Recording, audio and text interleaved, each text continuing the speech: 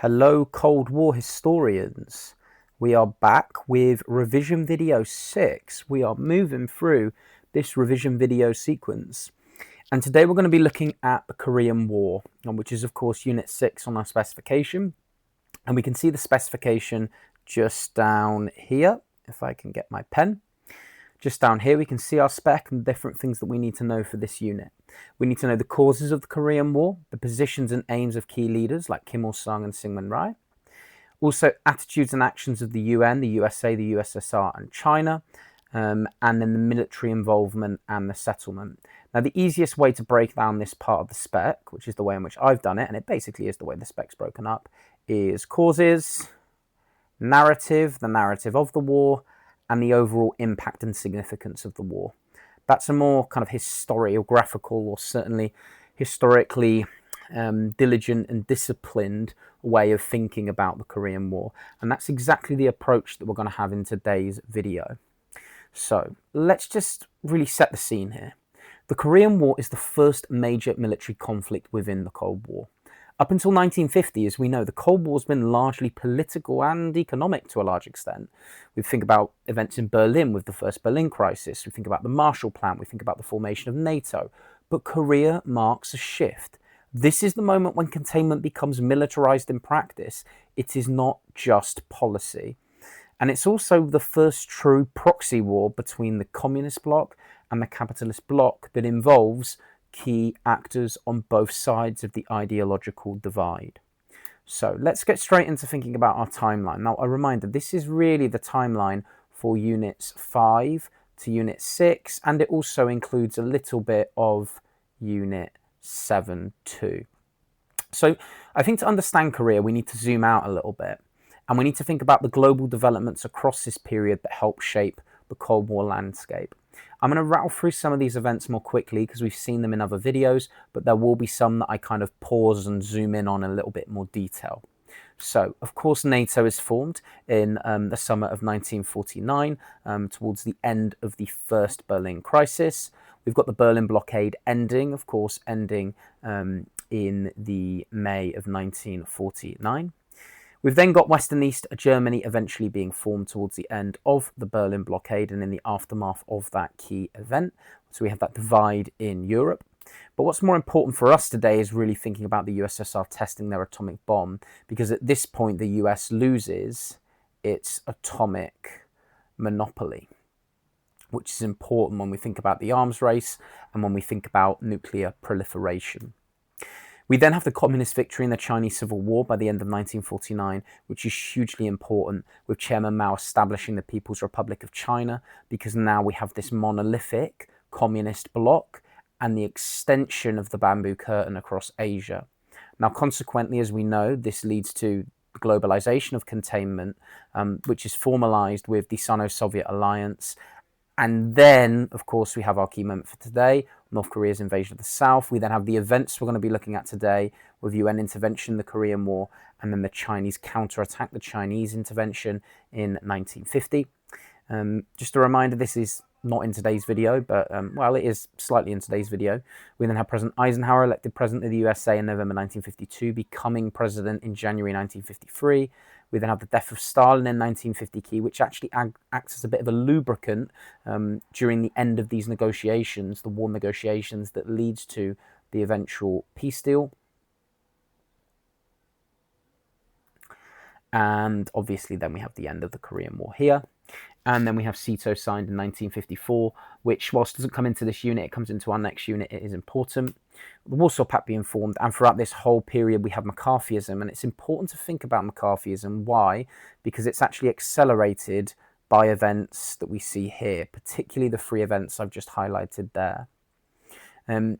So let's move on to think about a bit of backstory and a bit of linkage between our last video and this video. So our last video focused in on events in Japan and in Asia more generally in the late 1940s and early 1950s. Now, one of the key moments is NSC 68. And NSC 68, of course, is the National Security Council, it's number 68, but also the 68 resolution. And remember, resolution is like a decision. the decision that was taken at that National Security Council. And NSC 68 that's drafted in April 1950 is a critical contextual document. Why? Well, it basically argues that the USSR seeks global domination, that the US must increase its defense spending dramatically, and that containment must be global and sustained. And this is crucial. The context, of course, is the Soviet A-bomb in August 1949 is the context for this document.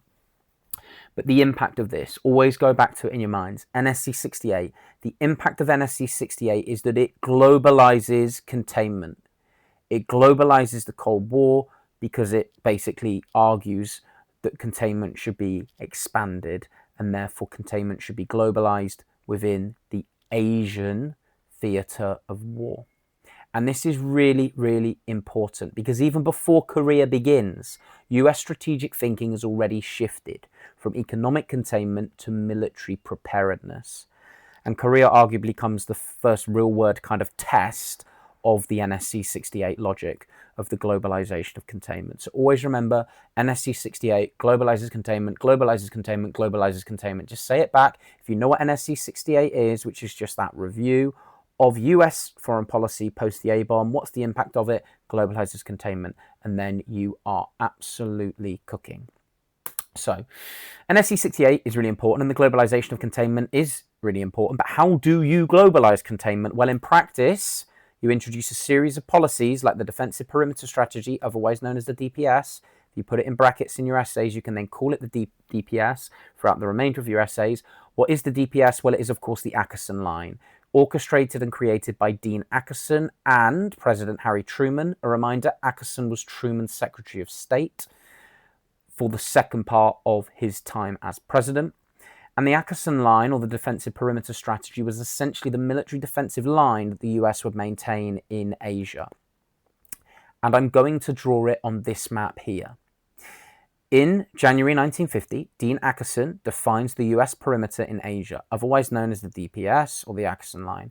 And it goes from the Aleutian Islands, which are here, round Japan, and down to the Aleutian Islands here. And it's a bit strategically ambiguous, I've deliberately used that phrase, of course, as to whether the Philippines is included. But what it's clear is not included is Korea and also Taiwan. Okay?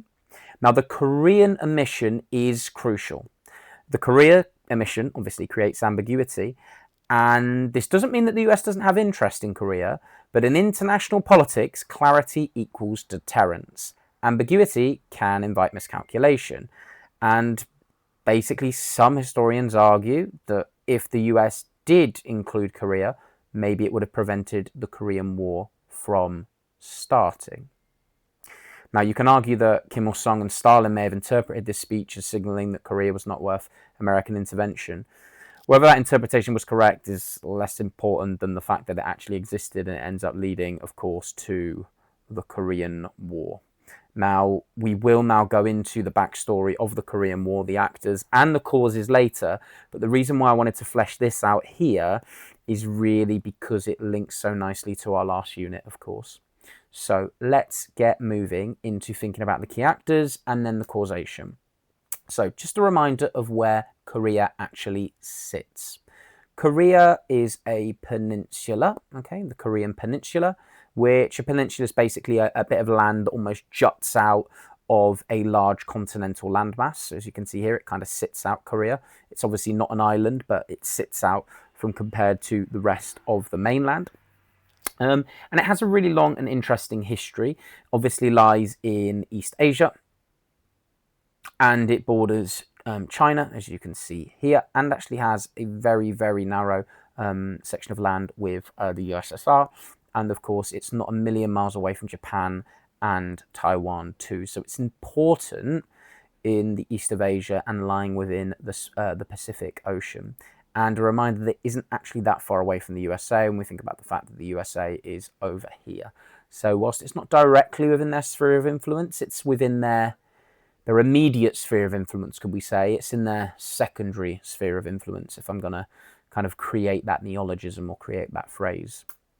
Brilliant. Let's look at the key actors then. So we know that in 1945, Korea is split down the middle.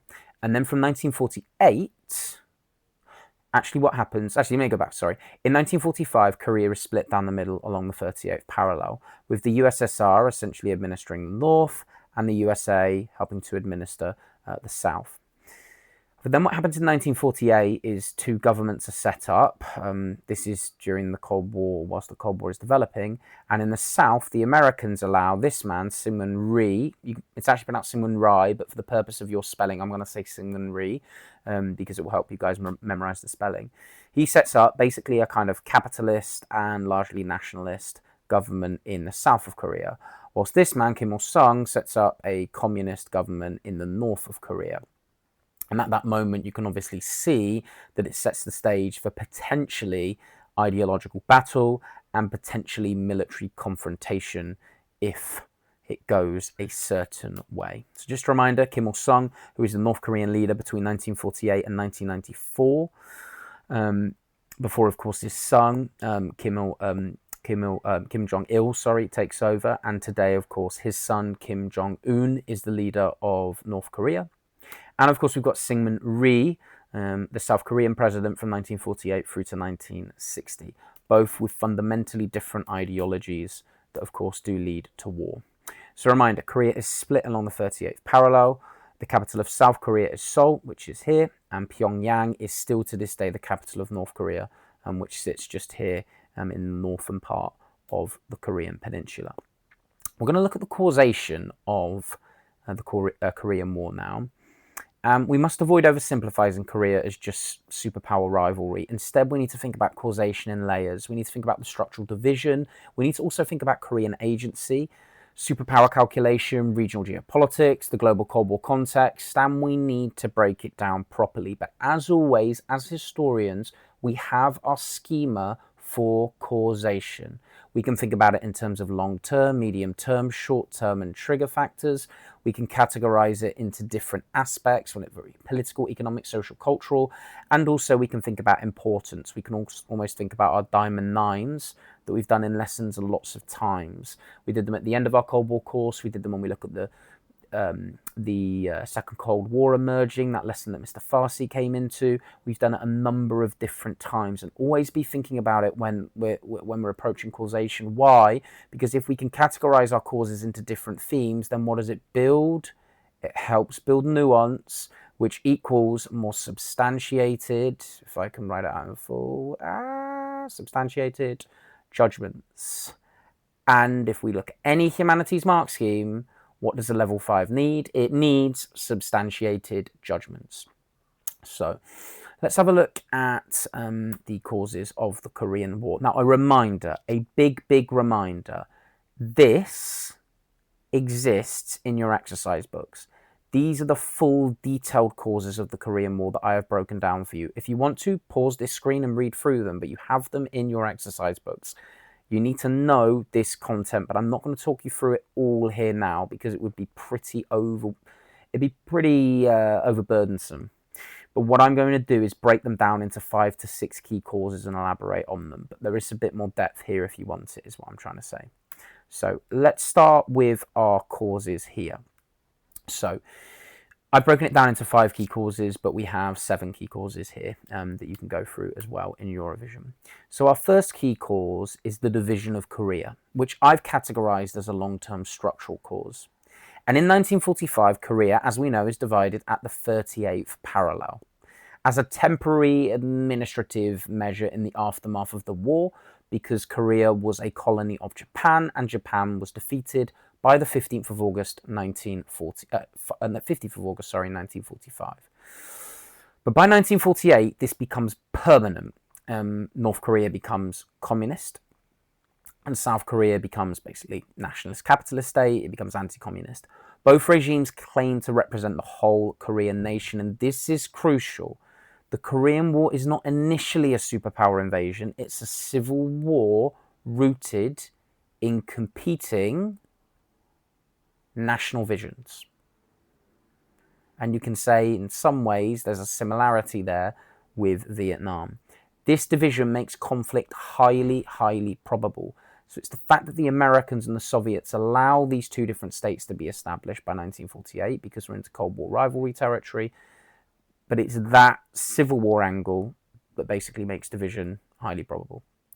Cause 2 is Kim Il-sung's ambition.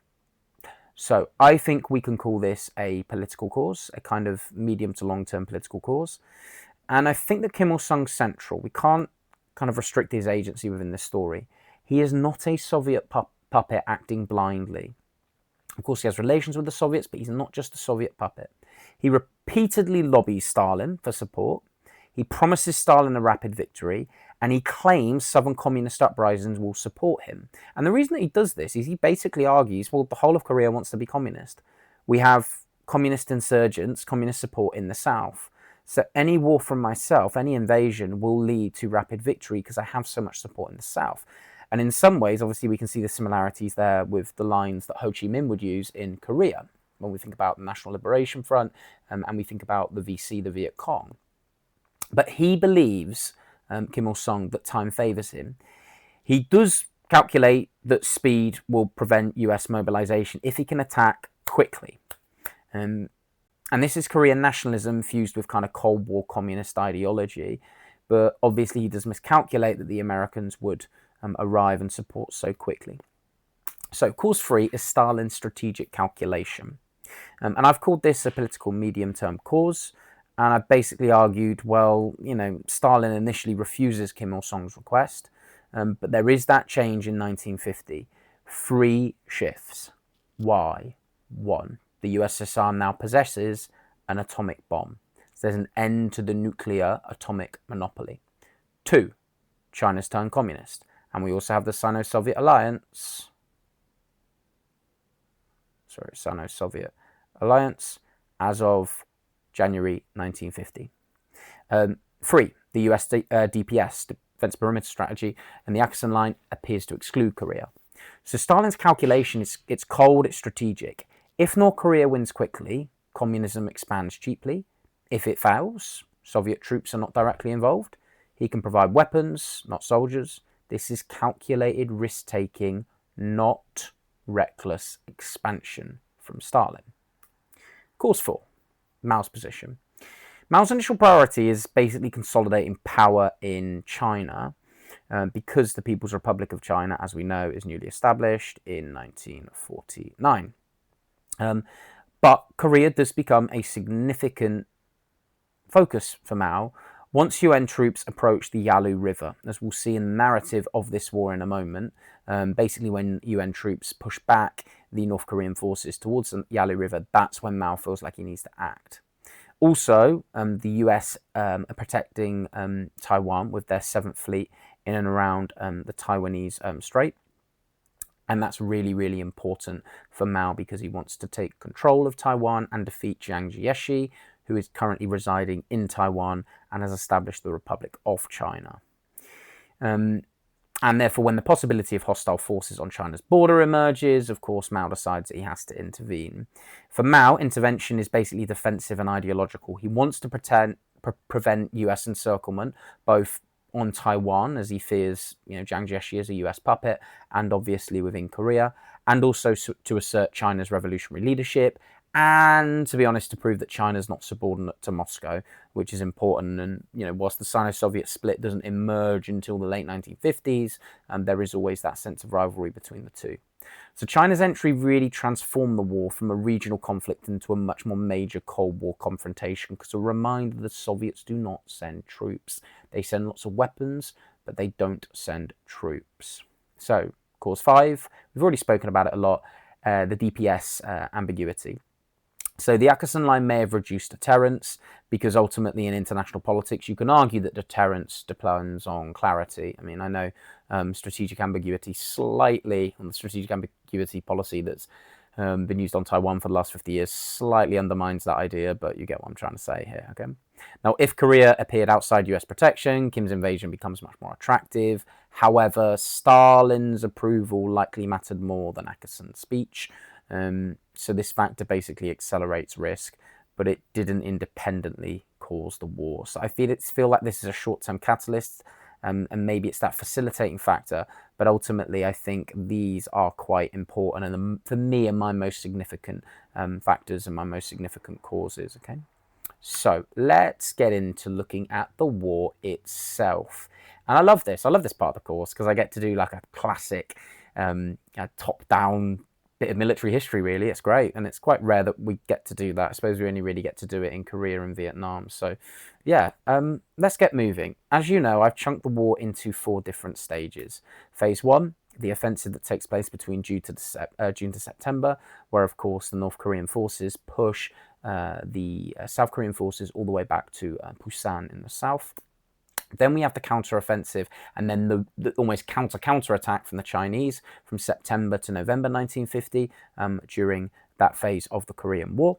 Then we, of course, have a period of stabilization and negotiation where the war begins to get into that stalemate phase, and then we have that complete stalemate phase for basically 2 years. The majority of the Korean War is at a stalemate until the Panmunjom Armistice Agreement, the peace treaty, is finally signed by July 1953, as we will see.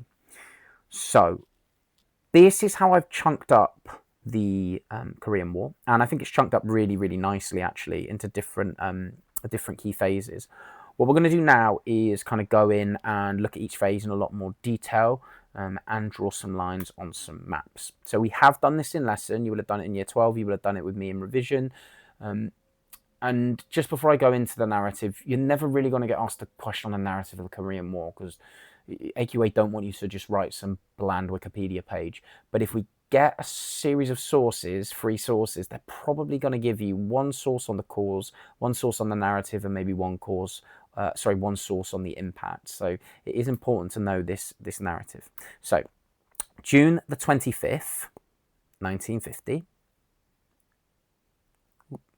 June 25th, 1950, the invasion begins. The North invades the South. And very quickly, the South Korean forces collapse rapidly. And the North advance, as you can see here, towards Busan in the south. It's able to encircle the South Korean forces and push them southwards to Busan, this city on the coast, on the southern part of South Korea, really by kind of late summer into autumn 1950. Now, then we get the crucial international development. We know that the USSR is boycotting the UN Security Council at this time, and this allows the UN to pass resolutions without the Soviet veto. Why are the Soviets boycotting the UN? Of course, because the Americans and the remaining people on the UN Security Council wanted to recognize Jiang Jiechi's Republic of China as China on the Security Council, as opposed to Chairman Mao's People's Republic of China. And that means that the Soviets are boycotting, and this means the UN can pass resolutions without the Soviet veto. And the intervention becomes a multinational one. 29 different states contribute to the military, economic, or medical aid of South Korea, and this frames the conflict as collective security.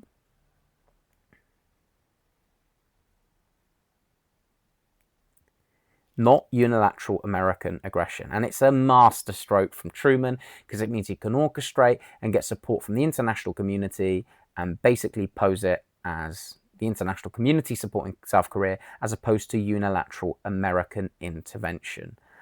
Absolute dynamite decision from Truman there. So the UN matters for 3 reasons. 1, it legitimizes US intervention. Legitimizes. 2, it of course internationalizes the Korean War and in many ways the Cold War because so many different states, 29 states support. And it also reinforces the idea of collective containment. something that Eisenhower would later use a lot more. Oh, sorry, collective containment, sorry, would use later with his alliance building, that basically becomes part of his foreign policy, or the New Look policy, which is the idea of alliance building. So this is not just America defending South Korea, this is the Western Bloc defending the post-war order. Okay? Now, not all countries send troops. The Americans send troops, the British send some troops, a small number. The Australians send some troops, the Kiwis as well, and a few other nations. A lot of nations just send military supply and economic aid, but it is still really important that the UN is used. Okay, let's get into the next phase, which is really important, which is, of course, the counteroffensive and then the counter-counteroffensives by the Chinese. As you can see here, we've got Douglas MacArthur looking on, and he is, of course, looking on at the landing at Incheon.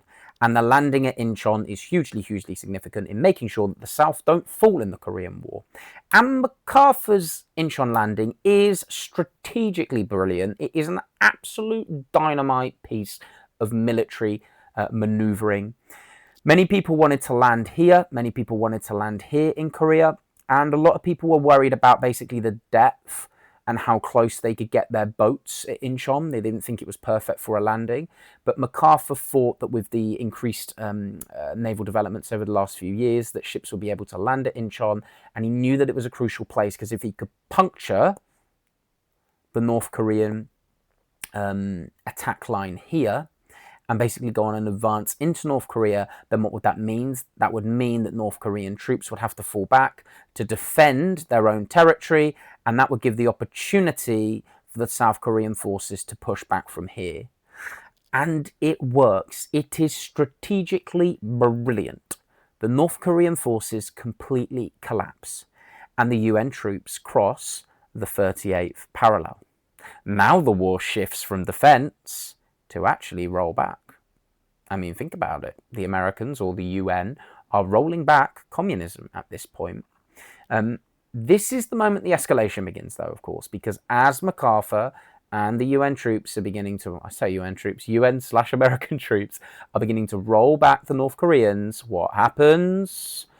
Of course, China intervenes, because moving north changes the nature of the war. It now threatens China directly. So, in October, Mao sent 300,000 Chinese troops into North Korea. I'm going to change my pen because this is getting really messy. Here we go. So here's the Yalu River, sorry. So as the Americans begin to get close, as you can see here, that's when the Chinese counterattack comes in. And the why Mao sends 300,000 troops, as I said, it's because of the fear of US troops in the Yalu River, and also concern about Taiwan as well, and the desire to assert regional power. Now, this intervention prevents a total defeat for North Korea, and it also deepens the Cold War divide permanently between the US and China. And think about the deterioration of US-Chinese relations at this point too. So that's the major counterattack from the North. Okay, phase 3, stabilization and negotiation. By the January, the Chinese forces have pushed back across the 38th parallel and captured Seoul. Okay, so they're able to capture Seoul, but then they're quickly pushed back from Seoul, and the stabilization basically takes place on the 38th parallel, which is, of course, ironically, exactly where the war started beforehand. That was the demarcation line before the war. So even though, you know, hundreds of thousands of people die in the Korean War, some estimates actually put it into the millions, it ends up basically with the exact same borders as before. Now, the next part is the MacArthur crisis. Douglas MacArthur proposes expanding the war into China. He even suggests nuclear options. And that's the main disagreement with Truman, because MacArthur wants to go nuclear. And a reminder of that wonderful John Lewis Gaddis chapter that starts off the Korean War, that wonderful counterfactual where he starts off imagining if the Americans dropped a nuke, what would have happened. It's a fascinating bit of historiography before he actually reins it in and says, no, this didn't happen. But it's a lovely counterfactual to entertain. But why does this matter? Well, this matters because, of course, Truman dismisses him. He's replaced in April 1951, and it's significant because it establishes civilian control of the military, commitment to limited war, and containment, not total victory. and this prevents escalation into World War III. So it was a good decision by Truman, from the opinions of most historians. And then that also allows Truman the space by the June, after he's dismissed MacArthur, to say, we don't want all-out war, we don't want rollback, we actually want to negotiate and we want a ceasefire. So then what happens from mid-1951, the war stabilizes. Sorry, here's a nice news headline of General MacArthur being ousted. Then what happens, is we get the war stabilizing. The front line kind of oscillates around the 38th parallel, but it's largely contained around there. Negotiations stall primarily over prisoner repatriation and the swapping of prisoners, because basically the South, the South are worried about what will happen and whether the North will actually give up their prisoners or not. The war becomes attritional. It basically becomes a bit like trench warfare. And at this point, this is when the US consolidates its relationship in Japan and signs the San Fran Peace Treaty, and also begins to rearm Japan to keep it as a key geostrategic ally in Asia. And a very long negotiation process ensues before, of course, in 1953. So it is, let me get the date right, I'm pretty sure it is June 1953. It's June or July, but I want to get it right. I'm going to have to quickly Google it. Bear with me. I'm certain it's June 1953.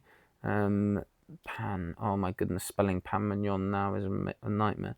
Panmunjom Armistice Agreement.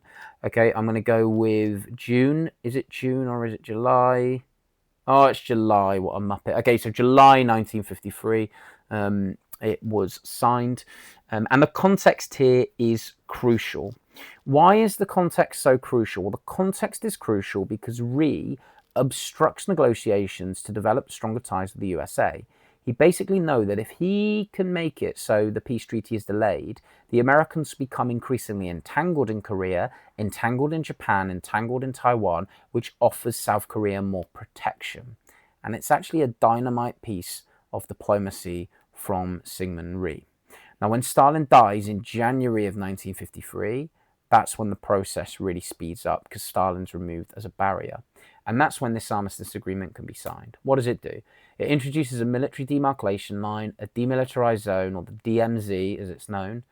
And it is DMZ, not DMZ, because of course the Americans call it the DMZ. And famously, the line is, there ain't no D in the DMZ. D meaning demilitarized. It's not demilitarized, it's a militarized zone because there are so many landmines in the DMZ. It's roughly 2 kilometers on each side, and it's around the 38th parallel, just as it was before the war. And the 38th parallel is therefore restored. All military forces should withdraw to their territories. The repatriation of prisoners would begin. Now, a reminder, this is an armistice agreement. It is actually not a peace treaty. Yeah? Think about the end of the First World War. You get the armistice signed on the 11th of November 1918. The Treaty of Versailles happens, 6 months later? In June. It's the 28th of June 1919 that the Treaty of Versailles is signed. And that's important because technically the Korean War never ended, in the sense that there was never a formal peace treaty. There was only an armistice, and the Korean Peninsula remains divided to this day. Now, the war obviously isn't still going on. We can sensibly say it isn't going on, but it is important to think that there was never a formal peace treaty, just the armistice agreement that survived. So here are some of the headlines from the time, of course. Korea War stops, war is over, armistice in Korea, fighting ends today. Again, armistice, not peace treaty. And here is a lovely picture of some US troops returning home, celebrating the armistice has been signed on the 27th of July, 1953.